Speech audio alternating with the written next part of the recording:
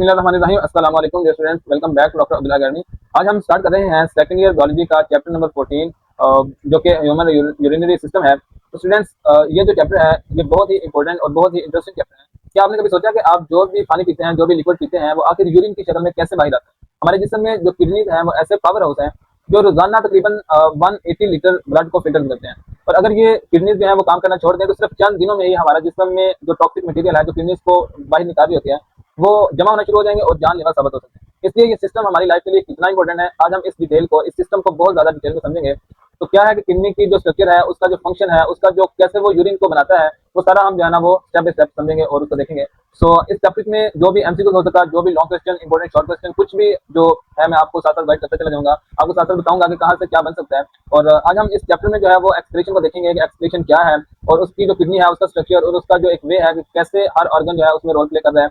तो इस चैप्टर में हम स्टेप बाय स्टेप देखते हैं। Let's start without wasting your any time. तो फ्रेंड्स, हम देखते हैं कि आपकी बुक क्या कह रही है कि in this chapter we will explore the remarkable architecture and functioning of the kidney. यानी कि कह रहे हैं कि इस जो चैप्टर के अंदर हम क्या करेंगे, हम गुर्दों की रिमार्केबल यानी कि एक शानदार उसकी स्ट्रक्चर यानी कि आर्किटेक्चर, उसकी जो स्ट्रक्चर है उसको, और फंक्शनिंग ऑफ द किडनी और जो गुर्दों के जो फंक्शन है उसके काम करने के तरीके हैं उसको हम डिटेल में समझेंगे। We will also study the life saving technologies used when this vital system weaken. यानी कह रहे हैं कि और जब ये निजाम कमजोर हो जाए यानी कि वीक हो जाए तो कौन सी जान बचाने वाली टेक्नोलॉजीज इस्तेमाल होती हैं। जैसे फॉर एग्जांपल आप कह लें कि डायलिसिस यूज करते हैं, जब हम हमारी किडनी जो है वो फेलियर की तरफ चले जाते हैं, जब वीक हो जाते हैं तो हम डायलिसिस की तरफ जाते हैं जो गुर्दों की जगह पर जो है वो काम करते हैं। तो आगे हम देखते हैं कि ह्यूमन यूरिनरी सिस्टम, अब ये क्या है इसको हम डिटेल में देखते हैं कि द यूरिनरी और excretory system is responsible for excretion. यानी जो यूरिनरी सिस्टम है, जो हमारा निजाम इखराज है, हमारे जिस्म से फुजला निकालने का काम करता है। और उसके बाद कह रहा है कि in biological terms excretion is the process. अब ये स्टूडेंट ये जो है एक्सक्रीशन की डेफिनेशन है, आपने इसको बहुत अच्छे से देखना है। ये आपको डिफाइन द एक्सक्रीशन एग्जाम में शॉर्ट क्वेश्चन के तौर पर पूछा जा सकता है कि excretion is the process by which an organism eliminates the metabolic waste. अब इसका क्या मतलब हुआ? इसका मतलब यह है कि इखराज वो अमल है जिसमें जानदार अपने जिस्म से मेटाबॉलिक फुजला या मेटाबॉलिक वेस्ट मटेरियल जो होता है, अब वो मटेरियल या वो वेस्ट मटेरियल जो सेल्स के काम करने से बनता है। अब स्टूडेंट्स जो है वो हमारा एक्सक्रीशन में क्या होता है, हम उसी वेस्ट मटेरियल को या मेटाबॉलिक कहते हैं, मेटाबॉलिज्म कहते हैं कि लाइफ के अंदर या हमारी जो बॉडी है उसके अंदर वो सारे के सारे केमिकल जो रिएक्शन हो रहे होते हैं जो लाइफ के लिए बहुत इंपॉर्टेंट होते हैं, वो उसके दौरान बनने वाला जो वेस्ट मटेरियल होता है ना उसको बाहर निकालते हैं। अब ये ऐसे ही है जैसे आपके घर में जो कूड़ा करकट होता है वो जमा होता है और फिर आप उसे क्या करते हैं, बाहर फेंकते हैं। बिल्कुल इसी तरह जो हमारी बॉडी है वो भी अपना वेस्ट मटेरियल जो है वो बाहर फेंकती है, बाहर निकालती है। द मेटाबॉलिक वेस्ट, उसमें क्या क्या चीजें इंक्लूड होती हैं, उसमें होता है नाइट्रोजनस वेस्ट, एक्स्ट्रा वाटर होता है उसमें, और एक्स्ट्रा साल्ट एक्सेट्रा हो सकते हैं। अब इसका मतलब है कि हमारा जो वेस्ट है उसकी 3 टाइप्स हैं। सबसे पहली है नाइट्रोजनस जो वेस्ट, यानी जैसे यूरिया वगैरह आगे भी हम देखते हैं, देखेंगे कि जो प्रोटीन के टूटने से जो बनता है ना उसको कहते हैं कि वो नाइट्रोजनस वेस्ट है। और सेकंड पे कह रहा है कि जो एक्स्ट्रा वाटर है यानी कि जो अजाफी पानी है जो जिस्म को जरूरत से ज्यादा जो है उसके पास होता है। और थर्ड पे कह रहा है कि एक्स्ट्रा साल्ट यानी कि जो खाने के साथ जिस्म में दाखिल होते हैं। अब स्टूडेंट्स यहाँ पर जो है वो एमसीक्यू आपको पूछा जा सकता है कि एक्सक्रीशन किसे कहते हैं। वो वेस्ट मटेरियल जो मेटाबॉलिक वेस्ट मटेरियल को जिस्म से बाहर निकालने का एक्सक्रीशन कहते हैं, यानी कि कौन सा मेटाबॉलिक वेस्ट मटेरियल। अब इसके बाद हम देख लेते हैं कि आपकी बुक क्या कह रही है कि the urinary system perform 3 essential roles. कितने भी 3 एसेंशियल रोल्स, ये बहुत इंपॉर्टेंट शॉर्ट क्वेश्चन के तौर पर पूछा जा सकता है कि 3 एसेंशियल रोल्स जो है वो यूरिनरी सिस्टम जो परफॉर्म करते हैं वो लिखें। सबसे पहले कौन सा है? The nitrogenous waste removal. अब इसका मतलब हुआ कि ये कह रहा है कि फिल्टरिंग आउट यूरिया और nitrogenous waste of protein break down in the liver. अब ये कह रहा है कि जो पहला काम है, जो हमारा निजाम इखराज है या जो एक्सक्रीटरी सिस्टम है, उसके 3 अहम काम जो है एक साथ जो सरंजाम दे रहा है सिमल्टेनियसली। सबसे पहला है नाइट्रोजनस वेस्ट रिमूवल, यानी कि जो हमारे गुर्दे हैं वो यूरिया को खून से फिल्टर करते हैं। और यूरिया बेसिकली जो हमारा लिवर है उसमें प्रोटीन के टूटने से बनता है और ये जिस्म के लिए बहुत जो है वो टॉक्सिक मटेरियल है, इसको बाहर निकालना है। सेकंड में कह रहा है कि ऑस्मो रेगुलेशन। अब ये ऑस्मो रेगुलेशन क्या है? Maintaining the water to salt balance of the body. अब ये जो सेकंड काम करती है हमारी किडनी वो ये है कि पानी और नमक का जो है वो एक बैलेंस रखती है, balance of the blood bye adjusting how much water is absorbed और एक्सक्रीटेड। यानी कि जो हमारी किडनी है वो ब्लड के अंदर पानी और जो साल्ट है उसका जो एक बैलेंस है उसको मेंटेन रखते हैं। अगर आप ज्यादा पानी पिएंगे तो गुर्दे ज्यादा पानी को बाहर निकालेंगे, और अगर आप कम पानी पिएंगे तो गुर्दे आपके क्या करेंगे, पानी को बचा के रखेंगे। थर्ड काम क्या करता है कि पीएच एंड आयन रेगुलेशन। अब इसका क्या मतलब हुआ स्टूडेंट्स कि थर्ड काम जो है वो पीएच और आयन का एक बैलेंस रखते हैं। इसका क्या मतलब है कि हमारे जो गुर्दे हैं, जो हमारी किडनीज हैं, वो ब्लड के अंदर कौन कौन से सोडियम की बात हो रही है, पोटेशियम की बात हो रही है और हाइड्रोजन आयन की बात हो रही है, कि हमारे जो ब्लड के अंदर सोडियम, पोटेशियम और हाइड्रोजन आयन को बैलेंस रखते हैं। कौन रखते हैं? किडनी रखते हैं। ताकि क्यों रखते हैं? ताकि जो हमारा ब्लड है, जो हमारा खून का पीएच है वो 7.4 है और ये मेंटेन रहे। ये ऐसे ही जैसे आपके घर का जो एयर कंडीशनर है वो आपका जो टेम्परेचर है उसको मेंटेन रखता है। अगर आप एसी को 24 डिग्री पर रखेंगे तो वो सारे का सारा जो आपका रूम का टेम्परेचर है उसको 24 पर लाने की कोशिश करेगा, उसको कंट्रोल करेगा। बिल्कुल इसी तरह जो हमारे किडनीज है वो ब्लड के जो उसको बैलेंस है उसको कंट्रोल करते हैं।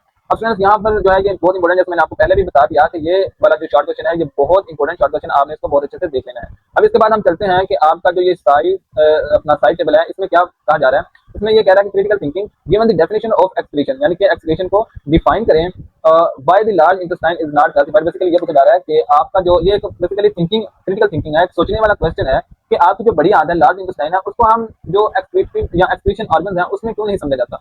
अब जो क्वेश्चन का जो रिस्पॉन्स है या उसका जो एक आंसर है वो ये है क्योंकि जो हमारी लार्ज इंटेस्टाइन है उसमें बेसिकली जो अनडाइजेस्टेड फूड होती है ना, जो खाना हम खाते हैं और वो गैर हजमशुदा है, तो हजम होकर आगे लीवर के पास ब्लड के थ्रू वो पूरी बॉडी तक जाता है, और जो एक होता है वो गैर हजमशुदा यानी कि वो हजम नहीं होता, वो वाली जो खुराक होती है जो हजम नहीं होता वो उनको फिशिंग के थ्रू बाहर निकालती है कौन, लार्ज इंटेस्टाइन। जो मेटाबॉलिक फुजला नहीं होता ये वो मवाद है जो कभी हजम ही नहीं होगा, वो लार्ज इंटेस्टाइन से होता होगा, वो रेक्टस से और एनएस के थ्रू वो बाहर चला जाता है। लेकिन जो हमारे पास जो है वो हजम हो जाता है वो यहाँ से एक्सक्रीशन के थ्रू आता है। एक्सक्रीशन वो प्रोसेस है जो हमारे पास हजम होकर खुराक वो सेल्स तक जाती है। अब सेल्स के अंदर जो है वो वहां से जो वेस्ट मटेरियल बनता है वो जो निकलता है बॉडी से बाहर, तो यूरिन उनको कहते हैं वेस्ट मटेरियल या उनको कहते हैं एक्सक्रीशन। अब और जो गैर हजमशुदा खुराक होती है वो लार्ज इंटेस्टाइन से होती है, वो जो निकलती है उसको कहते हैं इजेक्शन, जो कि आपने 10th क्लास में पढ़ते हैं। तो अब इसके बाद आगे हम देखते हैं, इसलिए जो है उसको एक्सक्रीशन ऑर्गन में कंसीडर नहीं करते। अब इसके बाद आगे हम देखते हैं the human urinary system consist of 2 kidneys. अब इसका मतलब है टू कौन से 2 ureters, 1 urinary bladder and 1 urethra. अब फ्रेंड्स ये जो है मैं आपको डायग्राम को थोड़ा दिखाता हूं कि आपको क्या कहना चाह रही है। पहले है कि दो जो है हमारे पास क्या होते हैं जी, हमारे पास 2 किडनीज होती हैं, एक राइट और एक लेफ्ट किडनी, ये 2 किडनीज होती हैं। अब इसके बाद आपको क्या कह रही थी, ये क्या कहते हैं जो ब्लड को बेसिकली फिल्टर करते हैं।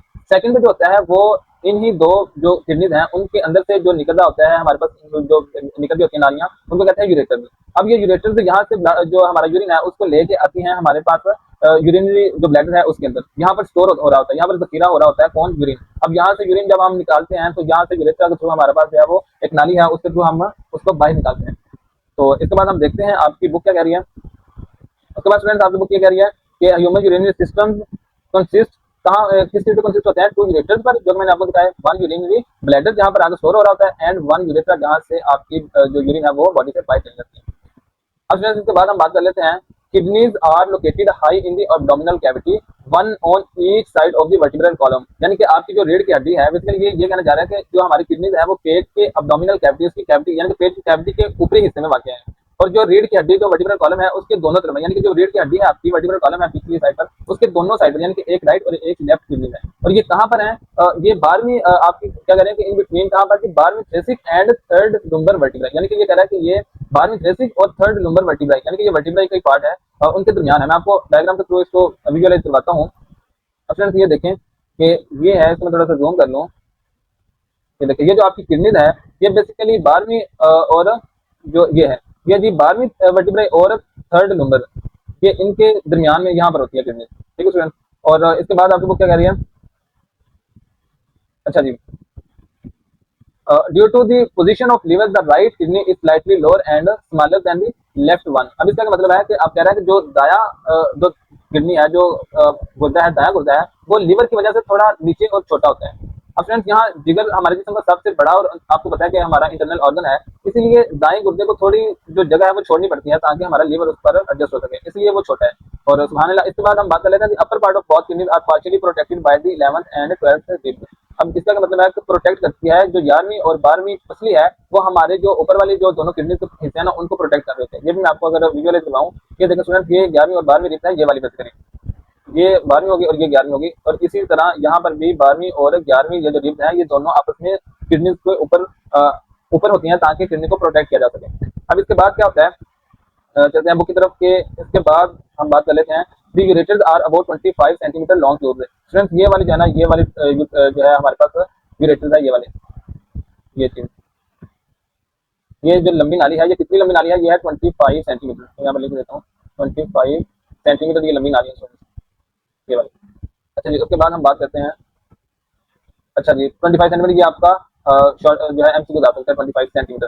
अच्छा जी, उसके बाद कह रहा है कि a ureter begins at the funnel shaped renal pelvis in the kidney. अब इसका क्या मतलब है स्टूडेंट्स, इसका मतलब ये है ये जो किडनी में मौजूद फनल की शक्ल के रीनल पेल्विस से शुरू होती है ये वाली जो यूरेटर है, और इनका काम पेशाब को गुर्दों से यूरिनरी ब्लैडर तक पहुंचाना होता है। ये ऐसे ही जैसे आपके घर की जो पानी की पाइप जो है वो पानी को टैंकी से नलके तक लेके जाती है, वैसे ही जो यूरेटर है वो पेशाब को या यूरिन को गुर्दे से लेके आपकी यूरिनरी सिस्टम जो यूरिनरी ब्लैडर है वहां तक लेके जाती है। अब इसके बाद हम बात करते हैं, इसके बाद देख लेते हैं कि कहाँ पे चले गए ओपनिंग, हाँ जी, ureter begin at funnel shape, जहाँ पे फनल की तरह का एक शेप है, स्ट्रक्चर है, वहाँ पे जिसको कहते हैं रीनल पेल्विस। आगे हम देखेंगे भी नेक्स्ट पैराग्राफ में कि ये रीनल पेल्विस क्या है।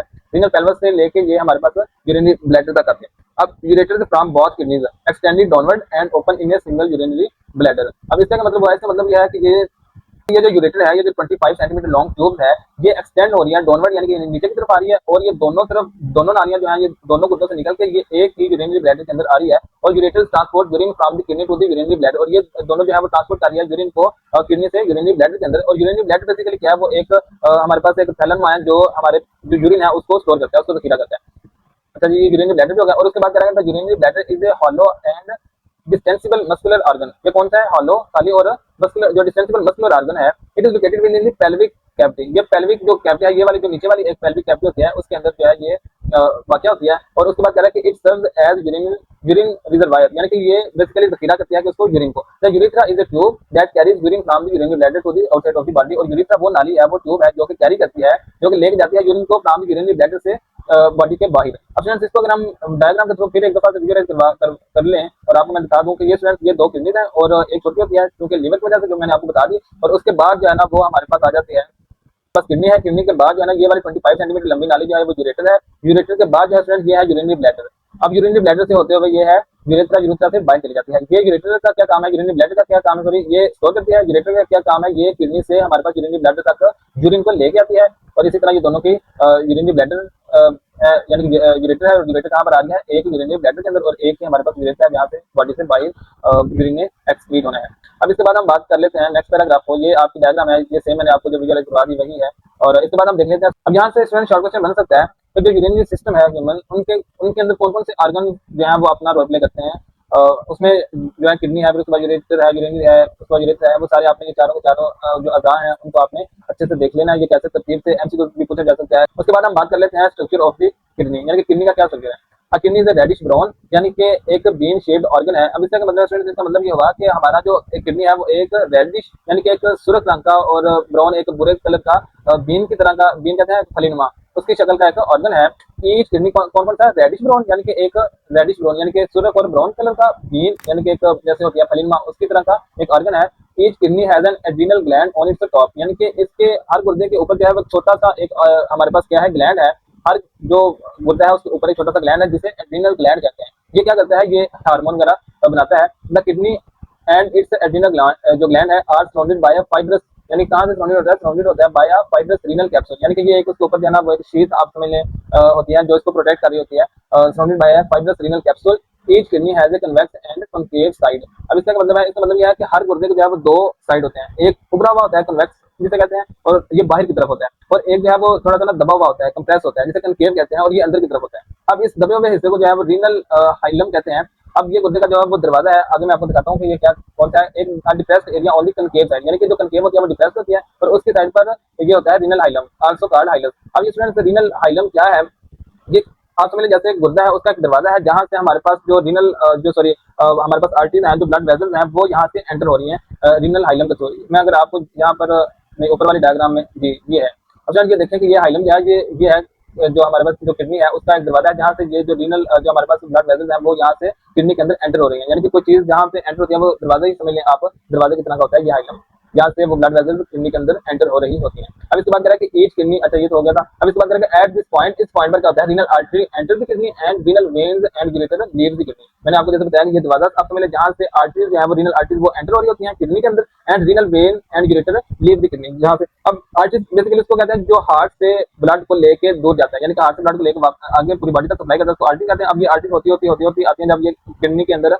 एंटर होती हैं। अब यहाँ से एंटर होने के बाद जो निकलेंगे वो वेन होंगी, जो अब जो ब्लड है वो उसको दोबारा हार्ट की तरफ लेके आएंगे, इसलिए उसको यूरेटर और आर्टरीज और वेन का नाम दिया गया। इसके बाद कह रहा है कि internally kidney consist of two portions. अब इसका मतलब है, इसका मतलब ये होगा स्टूडेंट्स कि हमारे पास जो गुर्दे के अंदरूनी हिस्से के दो अहम हिस्से हैं उन पर मुश्तमिल होते हैं। कौन कौन से दो अहम पोर्शन हैं, the outer portion is called renal cortex, यानी कि जो गुर्दा है उसका ऊपर वाला पोर्शन जो है उसको रीनल कॉर्टेक्स कहते हैं, और it makes up about a third of the kidney mass. अब स्टूडेंट्स मैं आपको इसको भी थोड़ा सा विजुअलाइज करवाऊं तो इसमें ये देखिएगा जी, ये देखिएगा कि ये जो 1/3 पार्ट है ना, ये वाला जो ऊपर की तरफ 1/3 पार्ट है ना उसको कहते हैं रीनल कॉर्टेक्स, यानी कि ऊपर वाला हिस्सा, ऊपर वाला पार्ट, ये वाला ना ऊपर का पार्ट होता है 1/3, उसको कहते हैं रीनल कॉर्टेक्स। और ये जो अंदरूनी पार्ट होता है ना, ये वाला रीनल कॉर्टेक्स और रीनल मेडोला जी, ये वाला मेडोला, और it makes 2/3 of the kidney, यानी कि जो ऊपर वाला पार्ट है रीनल कॉर्टेक्स वो 1/3 ऑफ द किडनी मैस होता है, और जो इनर पोर्शन होता है रीनल मेडोला वो क्या बनाता है 2/3 ऑफ द किडनी। आप इसको जो है ना वो सारे के सारे आपके एमसीक्यू टाइप बन सकते हैं कि 2/3 पार्ट कौन सा है, 1/3 पोर्शन कौन सा है, उसको क्या कहते हैं, और ऊपर वाला कौन सा होता है रीनल कॉर्टेक्स, और नीचे वाला कौन सा होता है रीनल मेडुला। अब कह रहा है कि renal pelvis is a funnel shape structure in the centre of the kidney, यानी कि एक रीनल पेल्विस एक फनल शेप, फनल आपने देखी होगी, और ऊपर से वो चौड़ाई होती है और नीचे से उसकी एक लंबी सी नाली होती है, इस तरह की फनल की शेप होती है, वो स्ट्रक्चर होती है in the centre of the kidney, ये किडनी के सेंटर में होती है। मैं आपको दिखाऊंगा अगर, तो स्टूडेंट्स ये देखें रीनल जो है ये रीनल पेल्विस ये है स्टूडेंट। अब ये देखें कि ये इस तरह करके ना, ये वाले रीनल पेल्विस ये यहाँ पर ये इसका लेवल जाएगा यहाँ पर। अब ये वाला जो पोर्शन है ये रीनल पेल्विस होता है। अब यहाँ से इसने क्या करना है, इस सारा जो यूरिन है वो पूरा का पूरा जब जो वेस्ट मटीरियल है वो निकलता हुआ यहाँ पर आके इकट्ठा होगा रीनल पेल्विस के अंदर, फिर यहाँ से होता हुआ आएगा दोबारा रीनल हाइलम के अंदर, और फिर यहाँ से यूरेटर के थ्रू नीचे चला जाएगा। स्टूडेंट यहाँ पे जहाँ पे पेशाब जो यूरिन है वो इकट्ठा होना है गुर्दे के अंदर, उसको कहते हैं रीनल पेल्विस।